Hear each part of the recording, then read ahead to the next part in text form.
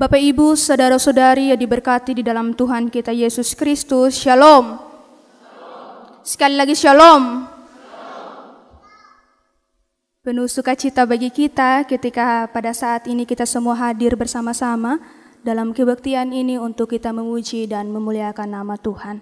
Bapak Ibu, saudara-saudari, sadar atau tidak sadar, kita sudah akan mengakhiri bulan Januari. Kita sudah akan masuk pada bulan Februari. Tentunya masih ada 10 bulan lagi yang akan kita tempuh, tetapi kita yakin dan percaya bahwa ketika kita masuk dalam bulan Januari di tahun yang baru, Tuhan pimpin kita, Tuhan juga yang akan pimpin kita melalui bulan-bulan yang akan kita lewati nantinya. Bapak Ibu, saudara-saudari yang diberkati di dalam Tuhan kita Yesus Kristus. Tema perenungan kita yang diberikan untuk menjadi bahagian dalam perenungan kita untuk kita renungkan bersama-sama, yaitu meneladani Yesus dalam ajaran dan tindakan. Meneladani Yesus dalam ajaran dan tindakan. Bapak Ibu, saudara-saudari yang diberkati di dalam Tuhan kita Yesus Kristus. Kalau kita berbicara tentang meneladani, itu seperti mencontohi. Kalau dalam Kamus Besar Bahasa Indonesia memiliki arti bahwa sesuatu yang patut ditiru atau baik untuk dicontoh. Jadi kata meneladani itu sesuatu yang patut ditiru atau baik untuk dicontoh. Bapak Ibu, saudara-saudari yang diberkati di dalam Tuhan kita Yesus Kristus. Misalnya dalam kehidupan kita semua, kita yang hadir, baik itu Bapak Mama, saudara-saudari maupun saya, dalam kehidupan kita tentunya mempunyai seseorang yang menjadi panutan kita. Seseorang yang menjadi panutan kita, misalnya karena ia memiliki sifat yang baik, mungkin ia bertanggung jawab, atau ia suka untuk menolong orang lain, dan kita menjadikan dia sebagai panutan dalam kehidupan kita. Bapak Ibu, saudara-saudari, meneladani ini juga telah kita lakukan ketika kita masih kecil. Jadi bukan ketika kita besar baru kita melakukan hal meneladani, tetapi dari kecil kita sudah melakukan hal tersebut. Misalnya ketika kita kecil kita nonton TV. Misalnya ada tayangan tentang pahlawan-pahlawan yang mereka bersusah payah untuk bisa memenangkan suatu peperangan. Dan kita mulai memposisikan diri sudah dengan peran yang ditampilkan di layar televisi. Misalnya Power Ranger, Avatar, dan lain sebagainya. Pemain-pemain utama yang disebut sebagai seorang pahlawan, kita akan memposisikan diri kita sebagai seorang pahlawan. Karena kita tahu bahwa pahlawan itu adalah orang yang baik. Dia bekerja keras untuk bisa melindungi dunia ini dari yang namanya kejahatan. Dan tentunya kalau kita disodorkan untuk menjadi orang yang jahat, kadang kita berpikir-pikir, itulah masa ketika kita masih kecil. Bapak, Mama, saudara-saudari, bukan hanya sampai di situ ketika kita selesai menonton TV, ketika kita pergi keluar atau kita perhatikan anak-anak kita atau adik-adik kita, ketika mereka selesai menonton televisi yang tayangannya tentang, biasanya di Indosiar dong, itu orang yang baik itu tidak pernah bisa berbicara, biarpun dia tidak salah, tetapi dia hanya bisa menangis. Dan kadang kita lihat kita punya adik-adik dong itu, kalau mereka sedang bermain itu, kadang mereka meniru persis-persis seperti apa yang ditampilkan di televisi. Bapak Ibu, saudara-saudari yang diberkati di dalam Tuhan kita Yesus Kristus. Tentunya sejak kecil kita sudah mulai melakukan hal meniru, meneladani orang-orang di sekitar kita. Baik itu melalui tindakan mereka yang kita lihat langsung maupun tidak langsung. Bapak Ibu, saudara-saudari yang diberkati di dalam Tuhan kita Yesus Kristus. Tentunya kita yang hadir ini kita mempunyai sosok panutan itu berbeda-beda. Misalnya ada yang bilang dia punya panutan atau dia punya sosok yang memberi dia teladan, itu adalah dia punya orang tua.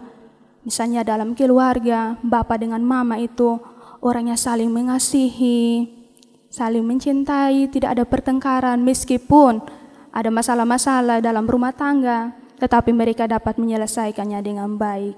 Dan itu merupakan suatu panutan yang ketika kita dewasa, kita mulai merencanakan bahwa, oh ketika saya dewasa nanti, saya ingin mempunyai seorang pendamping yang sama, memiliki sifat yang sama seperti mungkin mama saya atau bapak saya. Selain itu, saudara-saudara yang diberkati, panutan yang lain juga mungkin ketika kita masih dalam bangku pendidikan, misalnya ada guru atau dosen, kita melihat bahwa guru ini sangat mengayomi kita. Ketika kita tidak tahu, kita harus mengerjakannya seperti apa pelajaran kita, ia datang untuk membantu dan memberikan kita masukan untuk dapat kita selesaikan dengan baik. Dan tentu kita pasti akan melihat bahwa oh guru ini adalah sangat baik. Dan ketika saya besar nanti, saya kepengen menjadi seorang guru sama seperti yang dilakukan oleh guru ini. Bapak Ibu, saudara-saudari yang diberkati di dalam Tuhan kita Yesus Kristus, dalam hal kepemimpinan juga, tentunya kalau pemimpinnya bertanggung jawab, tentunya kita yang bekerja bersama juga kita senang.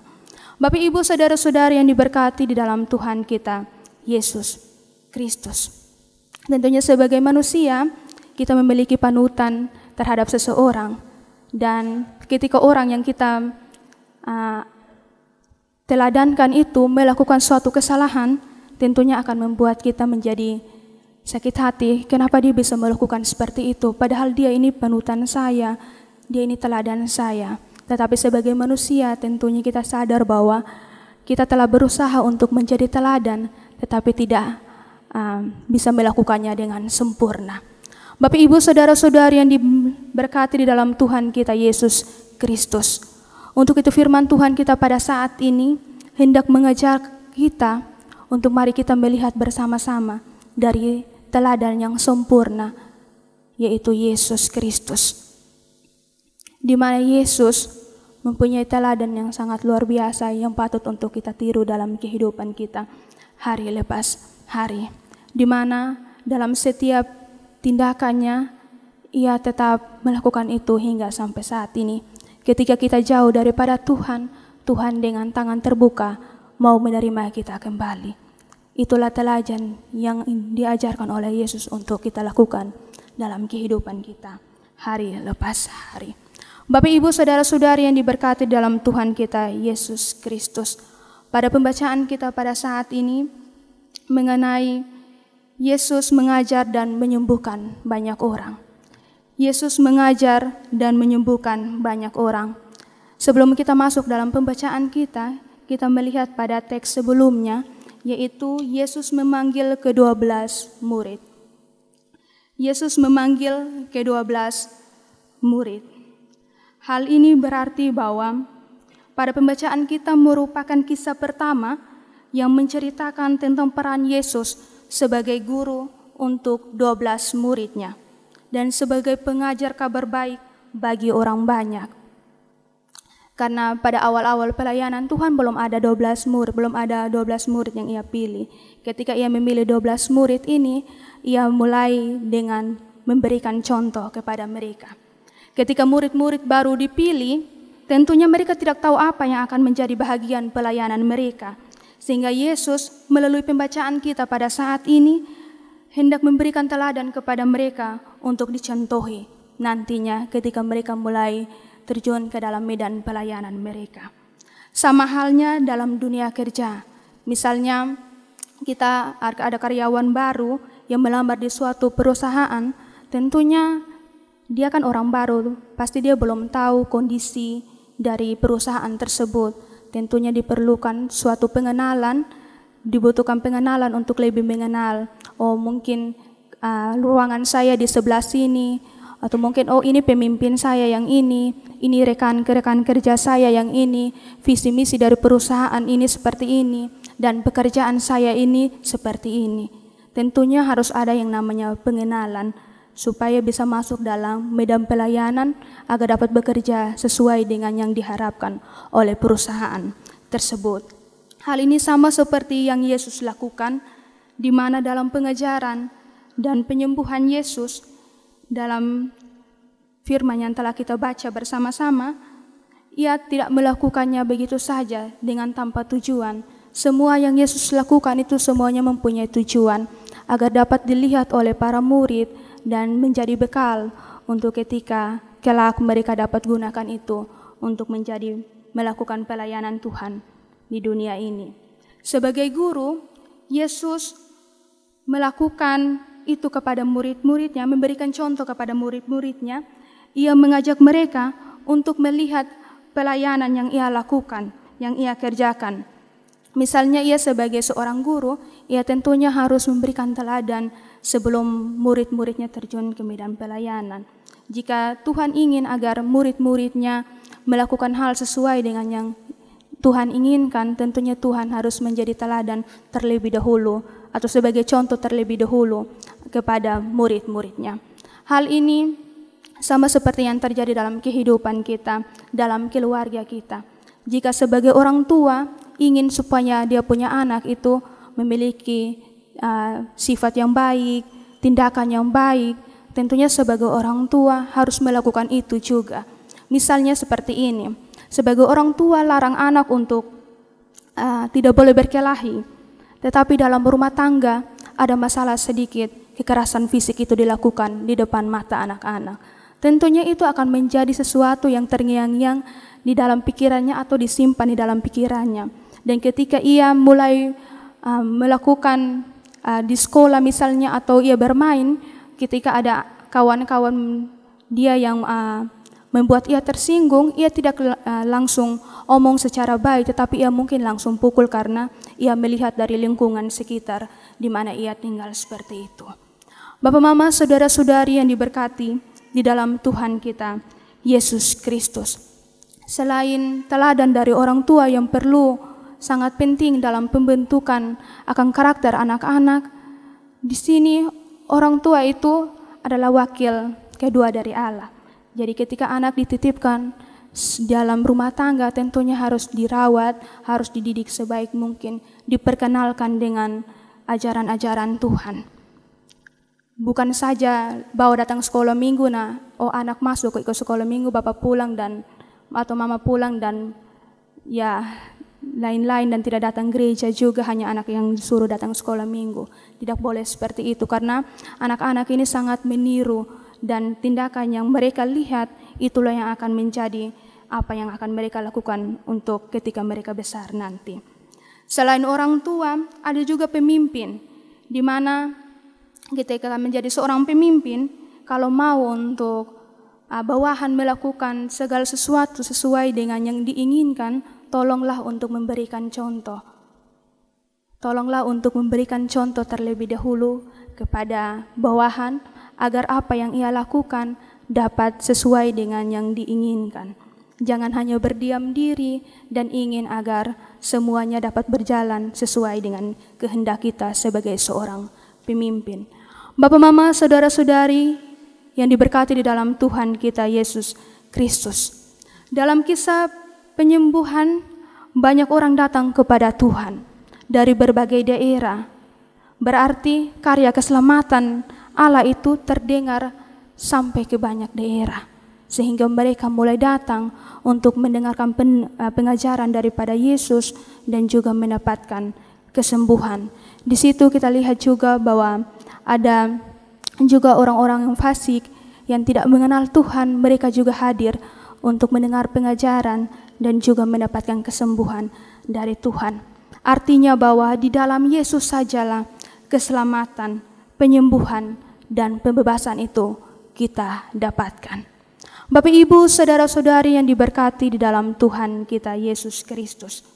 Bacaan kita pada saat ini hendak memberi pengajaran kepada kita sebagai murid-murid masa kini. Dalam kehidupan yang penuh dengan tantangan pergumulan, harus yakin dan percaya bahwa pergumulan dan tantangan yang kita hadapi, jika kita bawa dalam Tuhan, kita bawa kepada Tuhan, maka yakin dan percaya Tuhan mampu untuk menyelesaikannya bagi kita. Bapak, Ibu, saudara-saudara yang diberkati di dalam Tuhan kita, Yesus Kristus. Dalam kehidupan kita, kita menaruh hidup kita harus kepada Tuhan dan memposisikan Kristus sebagai panutan dan teladan yang tidak pernah berubah, baik itu dalam ajaran maupun tindakan. Yesus itu adalah sosok yang berintegritas. selalu melakukan segala sesuatu yang ia ajarkan, dan ia mengajarkan apa yang menjadi yang ia lakukan. Bapak, Ibu, saudara-saudara yang diberkati dalam Tuhan kita Yesus Kristus, tentunya dalam kehidupan kita persoalan pasti banyak kita hadapi, tetapi yakin dan percaya bahwa Tuhan akan ada bersama-sama dengan kita, asalkan dalam kehidupan kita mau untuk mengandalkan Tuhan. Kita mau untuk terus datang kepada Tuhan. Misalnya saja seperti ini, Bapak, Mama, saudara-saudari, Tuhan itu kita umpamakan seperti orang tua. Jika kita minta sesuatu kepada orang tua kita, kalau minta satu kali saja, misalnya minta sepatu baru dari orang tua, kalau kita minta satu kali saja, pasti orang tua kita bisa lupa. Tapi kalau kita datang terus minta, pasti orang tua kita akan memberi. Sama juga seperti Tuhan. Tuhan akan melihat hati kita. Oh, apakah anak saya ini butuh atau tidak untuk saya dapat menyelesaikan persoalan hidupnya. Karena dia datang kepada saya hanya Senin, Kamis, atau jam-jam tertentu. Ini seperti dia tidak butuh untuk saya menyelesaikan masalahnya. Jadi mari saudara-saudara yang diberkati di dalam Tuhan kita Yesus Kristus, mari kita belajar dari Tuhan sebagai teladan yang sangat luar biasa, yang dimana mari kita mempercayakan kehidupan kita, karena yakin dan percaya kalau kita berjalan bersama-sama dengan Tuhan, seberat apapun persoalan hidup yang kita temui saat ini, Tuhan akan memampukan kita untuk dapat melewati itu semua. Mari belajar dari Yesus yang selalu menjadi pemimpin dalam setiap sikap dan tindakannya yang tidak pernah berubah dari 2000 tahun yang lalu hingga sampai dengan saat ini. Kiranya firman Tuhan menolong dan memberkati Bapak, Mama, saudara-saudari dan kita semua. Amin.